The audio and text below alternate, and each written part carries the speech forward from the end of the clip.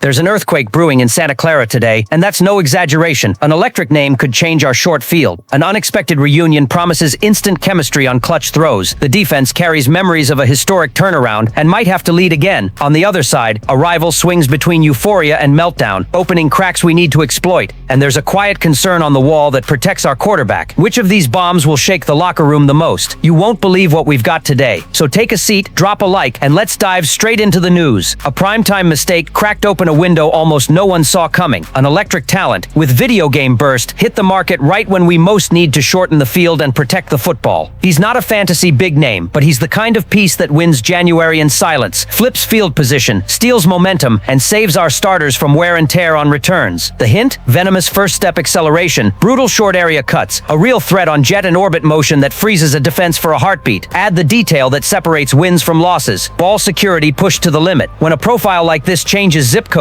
within hours, you don't ignore it. You evaluate fit, cost, and how he can flip 40 yards of field in one decision. It's him, Xavier Gibson. After a decisive fumble in the opener against Pittsburgh, the Jets released the returner/WR, and hours later the Giants claimed him off waivers to juice their return game, forcing an immediate roster adjustment in New York. New head coach Aaron Glenn's message was blunt. Ball security is non-negotiable on special teams. Gibson came out of Stephen F. Austin in 2023 as an undrafted free agent and made headlines in Week 1 that year by winning a primetime game with a punt return touchdown against Buffalo. The strengths are clear: explosive first step, violent short area change of direction, ability to threaten in motions and screens. The weaknesses too: consistency as a receiver on contested routes and ball security under pressure. With the right coaching, the whole package is instant impact. Why does this matter to us? Because our offense lives on stretching horizontally, tying up linebackers with motion and opening intermediate windows. Put Gibson screaming across the backfield at full speed and watch the nickel hesitate. Even without a heavy target share, his presence changes pursuit angles, widens spacing for slants and crossers, and creates the kind of threat that turns short passes into long runs. On special teams, the effect is direct: an immediate KRPR candidate, preserving Ayuk, Pearsall, and other starters from return snaps. A short field means fewer risks for an offense that may lean on Mac Jones over the next few weeks, while Brock Purdy heals. These are the so-called hidden yards that matter in January, when a drive already starts at the 50-yard line. And the cost? This isn't a break-the-bank move.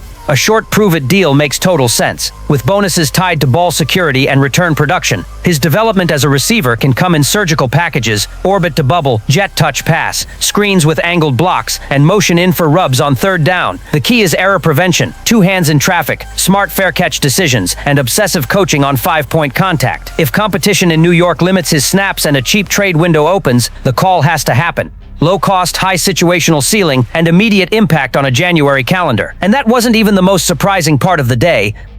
A matchup that once screamed playoffs is back on the radar, but with different characters and dilemmas that hit every fan right in the gut. Remember those battles between Drew Brees and Alex Smith, Colin Kaepernick, or Jimmy Garoppolo? That 49ers-Saints tradition always carried January tension, and now it gets a new layer with Mac Jones wearing red and gold and reuniting with an old chemistry partner, Kendrick Bourne. In less than a week, Bourne left the market and returned to San Francisco just as Ja'Cory Jennings hurt his shoulder and thinned the receiver room. Coincidence? Or the perfect fit to torch the intermediate areas that Jones reads with his eyes closed? The numbers don't lie. Nearly 1,500 yards between them in New England, plus 10 touchdowns. And here's the kicker: Jones leaned on that connection under pressure. Picture it now, in a packed Superdome, with the offense needing to sustain drives without Kittle. If the chemistry reignites fast, the Saints could be stuck doubling Ayuk and handing Bourne instant daylight. But the script doesn't stop there. On the other sideline, Kellen Moore's debut came with nerves. 13 penalties against Arizona, including pre-snap and alignment blunders. That screams free opportunities for our defense to create third and long, shorten the field, and keep Rattler under constant heat. And there's more. The Saints ripped off almost 5 yards per carry, with Kamara and Miller splitting the load and Rattler adding a mobile threat. That detail is crucial. San Francisco historically struggles more with mobile QBs, and Sunday is the first real test before Kyler Murray next week. The message is simple: keep gaps tight, play disciplined edge contain, and force Rattler to throw into tight windows. Week 1 signals show an offense that can move the ball but lacks discipline and leans on Olive's hero ball. It's on our defense to convert that into turnovers. And while the Jones to Bourne offense tries to find rhythm, it'll be vital to exploit the Saints' mental lapses. A team that commits 13 penalties in a debut is begging to be punished by an organized opponent. And here's the detail few are talking about: the Saints might still be carrying the weight of the post-Breeze transition. Rattler has mobility, but not a track record of wins. That puts the 49ers in position to dictate pace, push the opponent into desperation, and maybe even turn the Superdome silent. But hold on, because what's next is even more unbelievable. Robert Saleh has been here before, which might be why the locker room confidence didn't crack despite the bad news.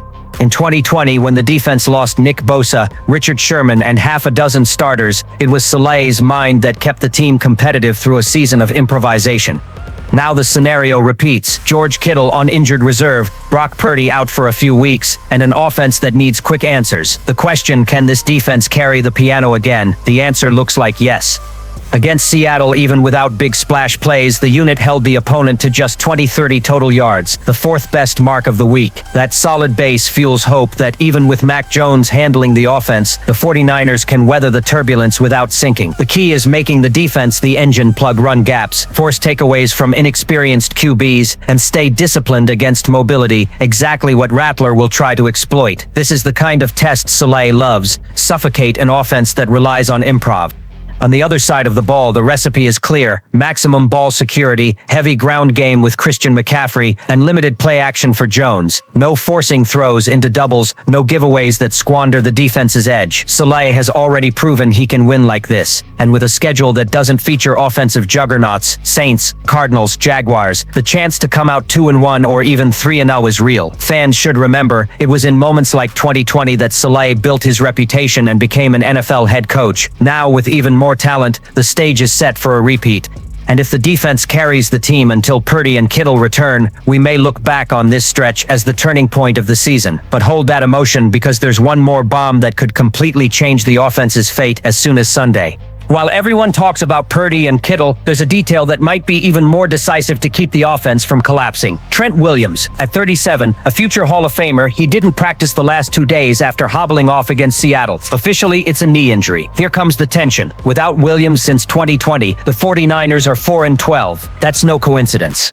He's the wall that provides time, angles, and confidence for any quarterback, whether Purdy or now Mac Jones. Without him, the offensive line becomes an easy target. The playbook shrinks, and the run game loses consistency on the edges. Yes, he can play without practicing. He did it in the 2021 playoffs, but is it smart to risk that in week 2? Especially with Purdy and Kittle out, Jennings banged up, and a heavy stretch ahead. There's a strong argument to sit him, embrace an ugly game, and have him healthy when the main pieces return. But here's the catch. Even at less than 100%, Williams might still be better than any immediate replacement. And that matters when you face a defense that look disorganized, but can still stress the edges. The dilemma is cruel: risk a worse injury or try to keep balance up front. Maybe the answer lies in reading the opponent. Spencer Rattler hasn't won in the NFL yet, carries an 0-7 mark, and sits at 57% completions. If there's a game the defense can carry, this is it.